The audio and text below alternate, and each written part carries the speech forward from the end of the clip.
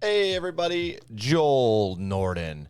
How's it going? Today, I'm doing a mini review for Tales from the Gas Station Volume 3 by Jack Townsend.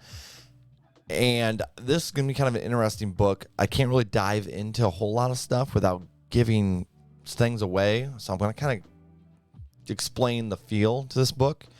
It kind of gives me a John Dies at the end. This whole series, honestly. Gives me kind of a John Dies at the end feel with a little more Cthulhu and a little bit more. There's definitely some Lovecraftian things in here that is enjoyable, but it's definitely more of a fun take on things. So if you're looking for a fun Lovecraftian book, this is what I would suggest. Definitely check it out. It basically follows Jack, a night shift clerk, and he works at a gas station in the middle of nowhere, like out in the sticks, and it's just I would say too, if you're a person who grew up in a small town, some of the shit he deals with is very small townish and amusing.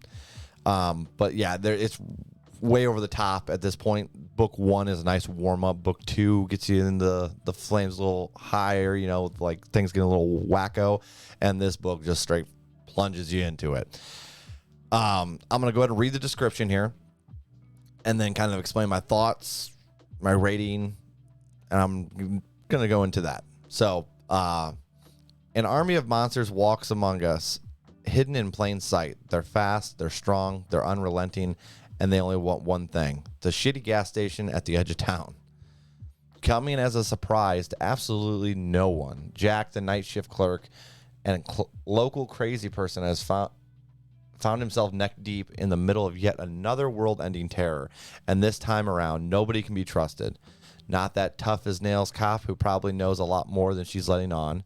Not the adorable new employee who might be something far less innocent than she appears. Not even Jack's best friend, emotional support human, whose mysterious past seems to have finally caught up with him. In the latest installment of the gas station saga, Jack's world will change forever. Questions will be answered and answers will be questioned. Friends will become enemies. Strangers become enemies. Frenemies become enemies. You know what? Jack is going to have a lot of new enemies. Prepare yourself. Things are about to get weird. And indeed they do. Like I said, this is a pretty wild one. And the first quarters of the book, I absolutely loved. Loved it. I was kind of sad because some stuff happens that I was like, wow, that changes a lot of things. People dying character-wise. Wink, wink. I'm not going to ruin anything for you guys. But so I was a little bummed by that, but the story was just so good and so enjoyable. The main character has a sleep. I can't remember what it's called, but basically he doesn't sleep at all. So you never know quite when he's dreaming and he's awake. And normally I feel like the author does a really good job of, like, if something like that pops up where he is dreaming, he addresses it eventually and you're like, oh, okay, all right. But with this one, the last quarter of the book got really weird, like really weird. And it was just hard to follow. It was like, is it a dream? Is it not a dream? That kind of stuff. So it got a little rough there at the end, but I think the first 3 quarters of the book is just well worth that last part of the book.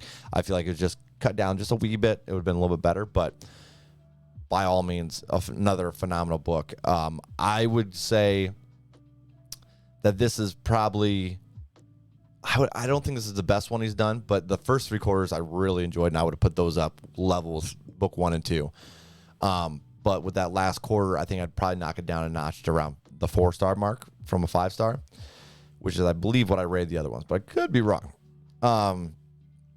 But yeah, it's just like a fun Lovecraftian story, and Jack, the main character, is just like such a, I want to say a smart ass, but like his sarcasm is on point, and I thought that I always find that amusing, and can't remember his buddy's name, but those two right there kind of give me the same vibe as John Dies at the End. They have that feel character wise.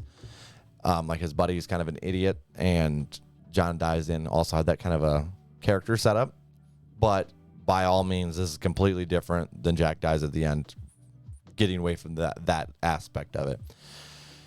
I'm like I said, while the ending wasn't the best, I still was like, I'm hoping for book 4 here. I think he is doing a book 4, but I think I'm waiting for an audiobook basically, because the Mr. Creepypasta does the narration, and he does phenomenal. So much fun. I think without him narrating, it just wouldn't be as fun. So I definitely would recommend this one. It's if you're kind of into that fun horror thing, then this is definitely it for you. Like I said, things get real weird, but it's the characters keep you connected. The writing's wonderful. I enjoyed it. And I'm really excited because I know Bedside Manor is on my list as well, and that's another book that's related to these. Don't really know how, but I know it's by Jack Townsend, who is the main character of the gas station. So I'm excited to see where that one goes. Don't spoil it for me in the comments, guys. Watching you. But yeah, guys, that's my mini review of Tales at the Gas Station, Volume 3 by Jack Townsend. I'm Joel Norden, and if you enjoyed my review, do me a solid. Hit like and subscribe. Come join our little community.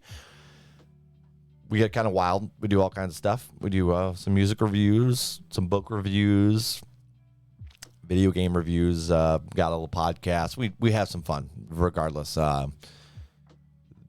But yeah, guys, until next time, peace out.